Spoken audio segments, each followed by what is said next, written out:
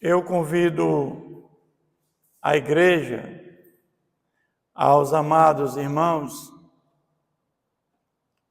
para a leitura da palavra de Deus, que se encontra no livro de Apocalipse, capítulo 21. Vamos ler do versículo 1 ao 8º. Apocalipse, capítulo 21, versículos do 1 ao 8º. Vi novo céu e nova terra, pois o primeiro céu e a primeira terra passaram e o mar já não existe. Vi também a cidade santa, a Nova Jerusalém, que descia do céu, da parte de Deus, ataviada como noiva, adornada para o seu esposo. Então ouvi grande voz vinda do trono, dizendo: Eis o tabernáculo de Deus. Com os homens Deus habitará com eles. Eles serão povos de Deus, e Deus mesmo estará com eles. E lhes enxugará dos olhos toda lágrima, e a morte já não existirá. Já não haverá luto, nem pranto, nem dor, porque as primeiras coisas passaram. E aquele que está sentado no trono disse: Eis que faço nova todas as coisas. E acrescentou: Escreve, porque essas palavras são fiéis e verdadeiras. Disse-me ainda: Tudo está feito, eu sou o alfa e o ômega, o princípio e o fim. Eu a quem tem sede darei de graça na fonte de água da vida. O vencedor herdará estas coisas, eu lhe serei Deus, ele será meu filho. Quanto, porém, aos covardes, aos incrédulos, aos abomináveis, aos assassinos, aos impuros, aos feiticeiros, aos idólatras e a todos os mentirosos, a parte que lhe cabe será no lago que arde com fogo e enxofre, a saber, a segunda morte. Até aqui, irmãos, amém? Vamos orar pedindo a orientação do nosso Deus para a compreensão desse texto bíblico. Senhor, nosso Deus, nosso Pai, a nossa gratidão, Senhor, por essa oportunidade de ouvir a Tua palavra, Pai, e pregar, Senhor, esse texto bíblico, Pai, tão rico para a nossa vida, meu Pai, que fala, Senhor, da segunda vinda do nosso Senhor Jesus, esse evento tão importante para todos nós, Pai querido, tão aguardado. Então, meu Pai, que possamos entender e compreender, Senhor, essa mensagem, Pai, para a nossa edificação e para a edificação da igreja. Oramos em nome de Jesus. Amém. Meus irmãos, à luz desse texto bíblico, eu quero tratar do seguinte tema: acontecimentos após o juízo final. Jesus, quando esteve entre nós, Jesus disse que voltaria uma segunda vez. Jesus disse que voltaria para julgar. Jesus, ele veio até nós para nos reconciliar com Deus.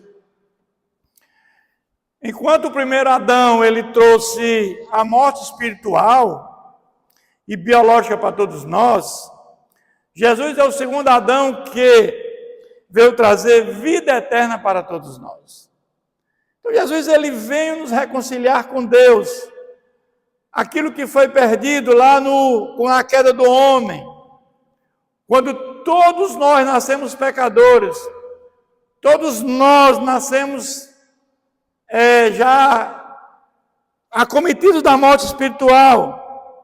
Então Jesus, ele veio trazer a graça salvadora como fundamento da salvação. E aqueles que escutam a palavra de Jesus Cristo, os seus ensinamentos, a sua palavra, que ele deixou entre nós, regenerados, justificados, família de Deus, E aqueles que se arrependerem e colocar a fé em Jesus, no processo de santificação terão a glorificação. Então, Jesus ele fala aqui para nós que ele voltará. Hoje, ele morreu, ele foi sepultado, ressuscitou e ascendeu aos céus, está sentado lá, preparando lugar para nós. E esse lugar se chama Novos Céus e Nova Terra. João está tendo esta visão, como é o novo céu e a nova terra. Porque nós sabemos, meus irmãos, que o apóstolo João, ele foi o único que não foi martirizado. Os demais apóstolos de Jesus foram martirizados. Muitos foram crucificados, alguns apedrejados, outros degolados, outros cerrados ao meio. Mas João, por conta do evangelho de Jesus, João, pastor de Éfeso, ele foi aprisionado na ilha de Patmos, na ilha do mar Egeu, e por o imperador Domiciano, um homem cruel, um homem que foi deificado, se tornou Deus ainda em vida. Era comum os imperadores de Roma se tornarem deuses depois da morte, mas ele quis ser um Deus ainda em vida. E ele perseguiu a igreja de Cristo. Então, João está aqui mostrando que aquilo que Jesus pregou, que ele voltaria, e haveria um juízo final na sua segunda vinda, onde seriam todos os que estivessem vivos em Cristo arrebatados, e os que tiveram mortos ressuscitariam todos naquele mesmo momento. Arrebatamento e segunda vinda de Jesus acontecerá num único momento. Não haverá mais nenhuma chance de salvação depois da segunda vinda de Jesus, depois do juízo final. E João aqui está mostrando nesse texto que o juízo final já aconteceu, a segunda vinda de Jesus já aconteceu, conforme ele prometeu, vindo com os anjos e com a alma dos que se salvaram. Onde ele vai dizer, onde estiver o cadáver, se juntarão os abutres. Jesus está dizendo para nós que é tão certa a segunda vinda de Jesus, como quando tem um cadáver, quando tem um animal morto, ali tem um abutre. É tão certa a minha segunda vinda como isso, né? Mas nós sabemos que no capítulo anterior diz que os livros foram abertos. Então, abriu-se ainda outro livro, o livro da vida, porque a nossa história, ele vai dizer que somos julgados por obra ninguém se salvaria. Ninguém. E aí, quando abre o livro da vida, aqueles que se encontrarem no livro da vida, esses são os eleitos de Deus, aqueles que foram regenerados, aqueles que foram justificados, aqueles que perseveraram até o fim. Esses são os eleitos que Deus por presciência, antes de criar o mundo, ele já escreveu o nome no livro da vida. Esses são os eleitos do nosso Deus. Mas o fato é que o juízo de Deus, quando Jesus voltar, na segunda vinda, como aqui aconteceu, João está vendo que Jesus já voltou, ele já viu o que aconteceu. Ou seja, após o juízo final, o que aconteceu? João está mostrando isso para nós. João está antecipando como será o juízo final, a segunda vinda de Cristo. Coisa maravilhosa, irmãos. Mas o juízo de Deus, hoje, as trombetas estão sendo tocadas. Há o juízo parcial de Deus com misericórdia. Mas quando Jesus voltar pela segunda vez, é o juízo de Deus sem misericórdia. Não há mais nenhuma chance de salvação. Todos aqueles que rejeitaram Jesus foram lançados no lago de fogo, ou seja, a segunda morte. E como diz em Apocalipse 20:10, o diabo, o sedutor deles, foi lançado para dentro do lago de fogo e enxofre, onde já se encontra não só a besta, como também o falso profeta. e serão atormentados de dia e de noite pelos séculos dos séculos. Essa ideia de aniquilamento não é bíblico, irmãos. Aqueles que não tiveram salvação e que foram lançados no lago de fogo, que é a segunda morte, serão atormentados dia e noite pelos séculos dos séculos. É isso que João vê nesse juízo final. João está vendo o que aconteceu, já aconteceu na visão de João. Preso na ilha de Patmos, ele tem essa visão da segunda vinda de Jesus, do juízo final, que na visão de João, como será, como foi esse acontecimento. Mas eu quero voltar para esse texto. O apóstolo João olha para a igreja invisível que está com Cristo. Ele diz no versículo 1: vi novo céu e nova terra, pois o primeiro céu e a primeira terra passaram e o mar já não existe. Não é que aqui nós vamos ter um novo céu e uma nova terra, vamos ser criado tudo de novo? Claro que não. Nós sabemos que esse mundo que vivemos, esse planeta Terra e o universo e os céus, serão reformulados, porque serão restaurados e purificados, pois sabemos que na queda do homem, o pecado atingiu todo o universo. Lá no céu, nós sabemos que houve a desobediência a Deus, o anjo da luz quis ser maior do que Deus, então houve uma rebelião no céu, então o pecado atingiu todo o universo.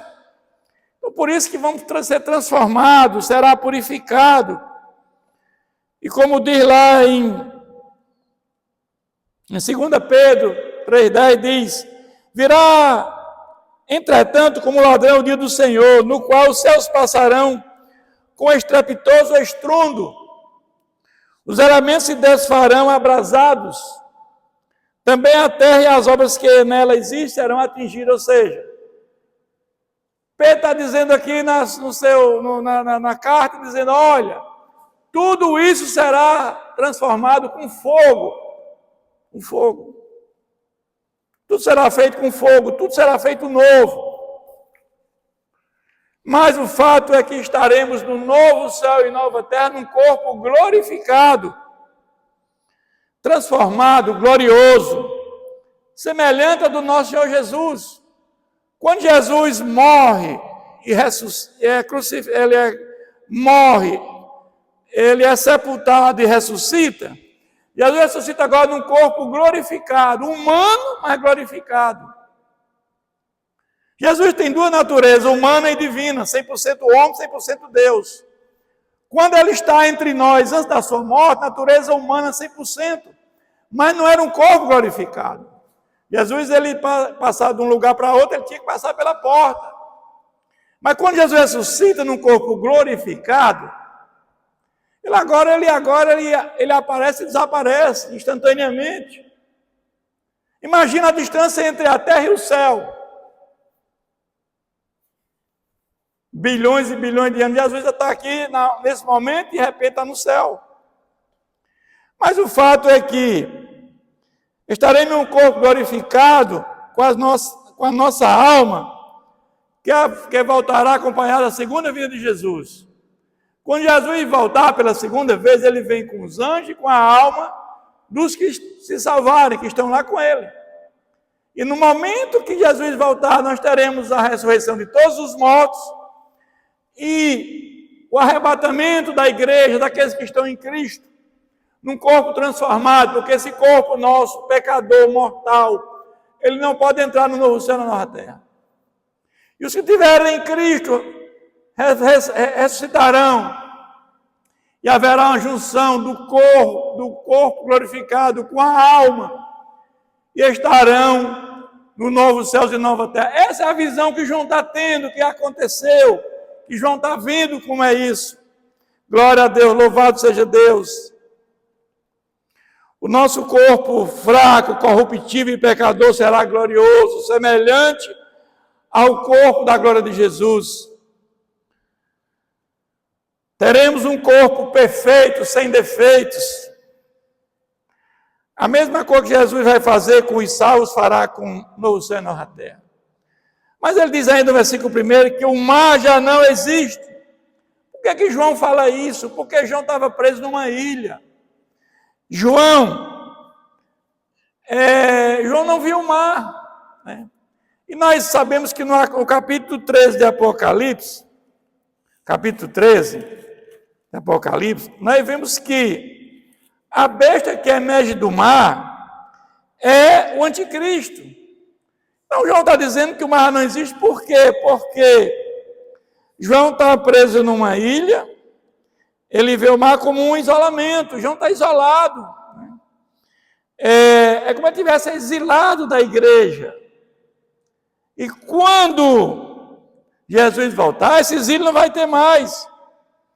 João está separado do convívio da igreja. João está preso. Então o mar já não existe para João, porque aquilo que isolava João não vai mais ter. Ele agora vai estar no convívio, na família de Deus, no novo céu e nova terra. Todos os salvos estarão juntamente com a família de Deus no novo céu e nova terra. É isso que João quer dizer. A igreja estará gloriosa, né? Ou seja, no novo céu e nova terra não haverá isolamento. Haverá comunhão com os irmãos.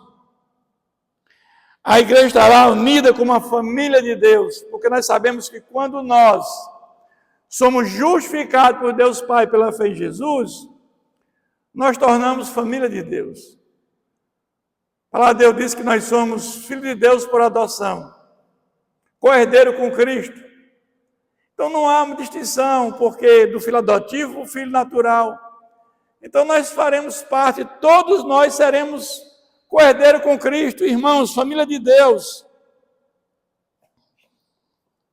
Eu vejo que hoje se fala muito pouco dos benefícios do céu e o sofrimento do inferno.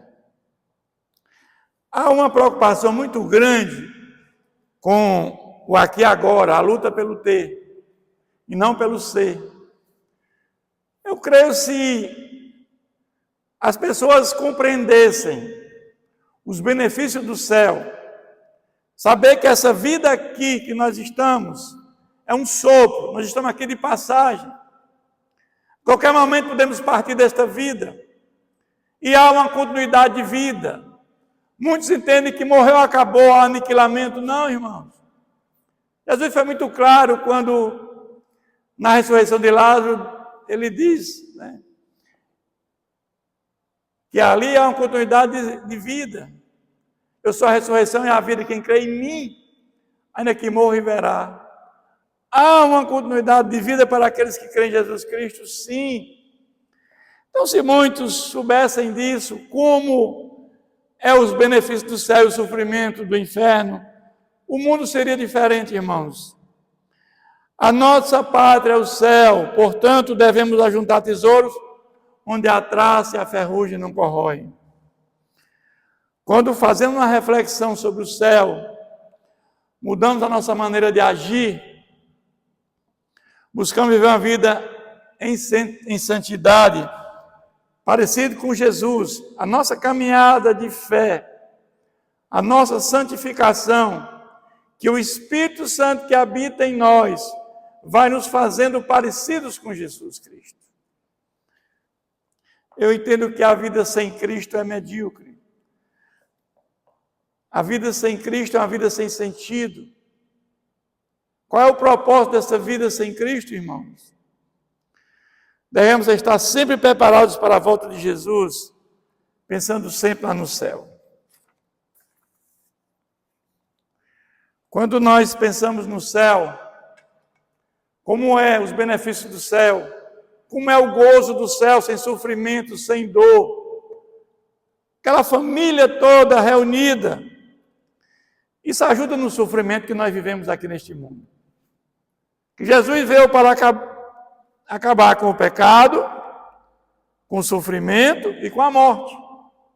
Porque lá no novo céu e nova terra não vai ter pecado, não vai ter sofrimento, não vai ter morte mais. Então, quando nós pensamos no céu, isso ajuda nós a pensar que esse sofrimento aqui é passageiro, pois nada é comparado com a glória do porvir. Pois o viver é Cristo e morrer é lucro, embora Paulo tenha dito isso, no momento disso.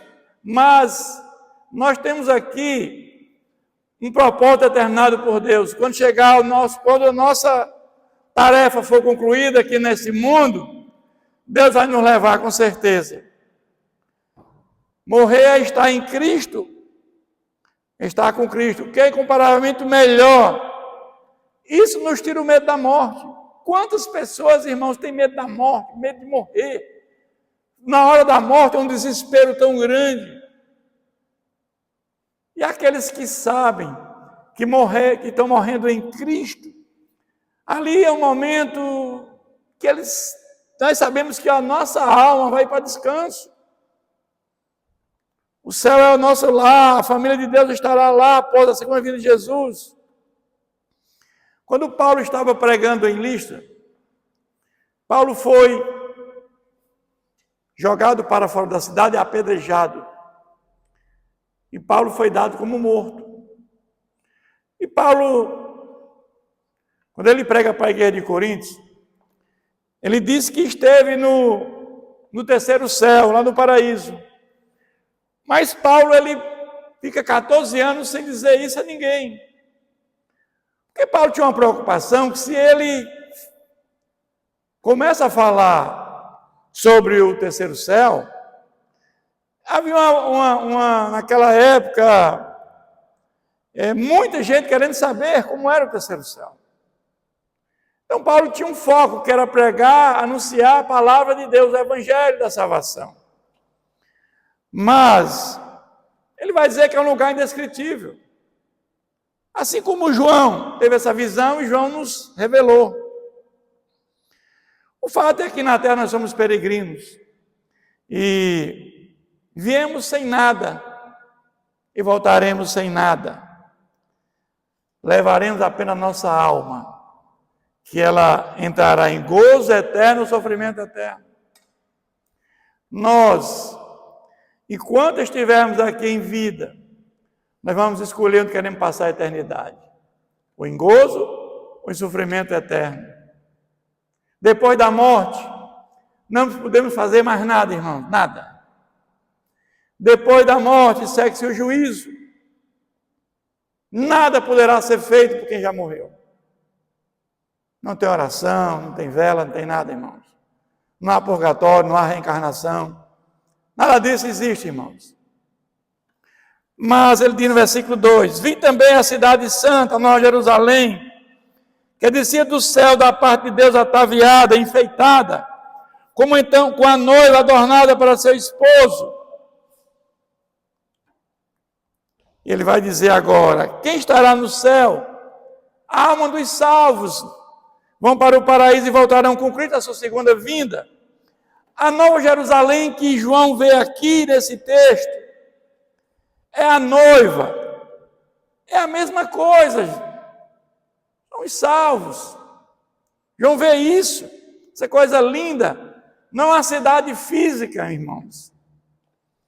A Nova Jerusalém é a igreja invisível, a igreja salva. Mas ele vai dizer no versículo 3: então ouvi grande voz vindo do trono dizendo: eis o tabernáculo de Deus, com os homens Deus habitará com eles. Eles serão povos de Deus e Deus mesmo estará com eles. Tudo isso será a habitação do povo de Deus. Novos céus e nova terra.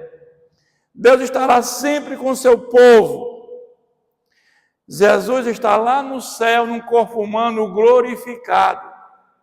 É como Jesus está hoje no céu, num corpo humano glorificado. Nós vamos vê-lo assim. E o Espírito Santo está habitando dentro de cada um dos que estarão lá, juntamente com o nosso Deus Pai. Isso é maravilhoso que João vê. Mas ele diz também no versículo 4: ele enxugará dos olhos toda lágrima, e a morte não existirá, e não haverá luto, nem pranto, nem dor, porque as primeiras coisas passaram. Ou seja, tudo aquilo que causava sofrimento na terra não existirá mais no céu. A riqueza que as pessoas buscam tanto aqui na terra, essa luta pelo ter desenfreada, não exime o homem do sofrimento, porque todos nós, enquanto vivemos aqui neste mundo, nós vamos sofrer por conta do pecado. O pecado, ele traz sofrimento para todos nós. Não há uma pessoa sequer que não sofra por conta do pecado. Mas o texto diz que lá nesse lugar, novo céu e nova terra, não haverá mais lágrimas, não morte, não existirá luto, porque ninguém vai morrer. Nem pranto, nem dor, porque as primeiras coisas já passaram. Tudo se fez novo. Louvado seja Deus. Um corpo glorificado não estará mais sujeito às leis naturais e às leis da física. Pode ocupar qualquer lugar instantaneamente. O cientista disse que o mundo criado tem 93 bilhões de anos-luz. Imagina o tamanho disso, é imensurável. Imagina uma distância dessa, você está aqui agora e de repente no céu, como Jesus quando ressuscitou, ascendeu aos céus. Corpo glorificado é isso, irmãos. Não está sujeito à lei da física. Mas ele vai dizer no versículo 5 até o versículo 7. E aquele que está sentado no trono disse: eis que faço nova todas as coisas. Isso é Jesus dizendo. E acrescentou: escreve, pois essas palavras são fiéis e verdadeiras. Jesus disse: eu sou o caminho, a verdade e a vida. Eu sou o caminho, eu sou a verdade, eu sou a vida. Ele é a verdade. Jesus, tudo que Jesus fala vai se cumprir sim, porque Ele é a verdade. E Ele é a vida, vida eterna.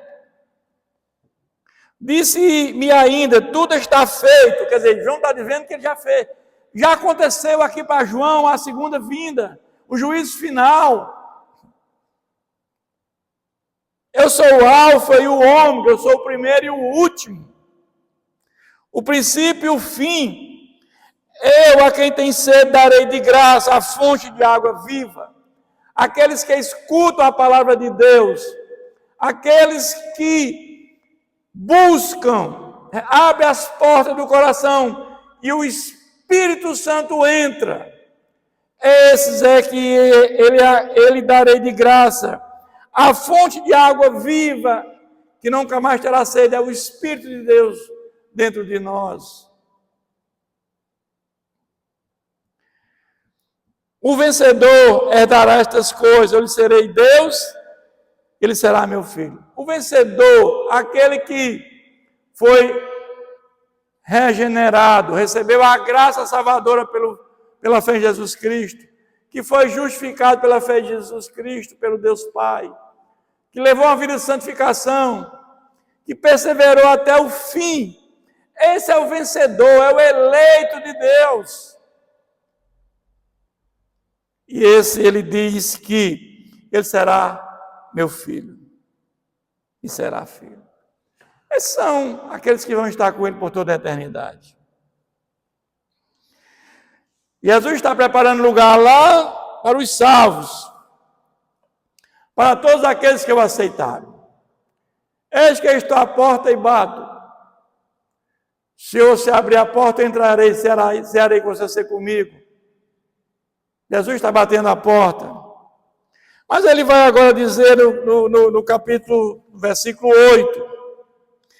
Quanto, porém, aos covardes, aos incrédulos, aos abomináveis, aos assassinos, aos impuros, aos feiticeiros, aos idólatras e a todos os mentirosos, a parte que eles cabe será o lago que arde com fogo e enxofre, a saber, a segunda morte. No capítulo anterior diz o seguinte, que então a morte e o inferno foram lançados dentro do lago de fogo. Por que a morte e o inferno foram lançados no lago de fogo? A morte é lançada no lago de fogo porque muitos que estão lá no sofrimento eterno vão querer morrer e não podem, porque a morte foi lançada lá. E o inferno é lançado no lago de fogo por quê? Porque o inferno é um lugar intermediário, irmãos. Quando a pessoa morre sem Cristo, a sua alma vai para o inferno. E quem morre com Cristo vai para o paraíso, para o lugar de gozo. Então, o inferno é um lugar intermediário, depois vai ser lançado, quando Jesus voltar pela segunda vez no juízo final, no lago de fogo, que é a segunda morte. Mas se alguém não foi achado inscrito no livro da vida, esse foi lançado para dentro do lago de fogo, que é a segunda morte. Mas ele fala aqui de uma categoria de pessoas que não terão salvação. Fala que nos que vão ter salvação, os regenerados, justificados, aqueles que creram em Jesus Cristo. Mas quanto aos covardes, aqueles indecisos que queriam agradar a Deus ao mesmo tempo em uma vida profana, e não há meio termo, irmão, não pode ficar em cima do muro. Ou você, na cruz, nós temos o exemplo de pessoas que vão se salvar.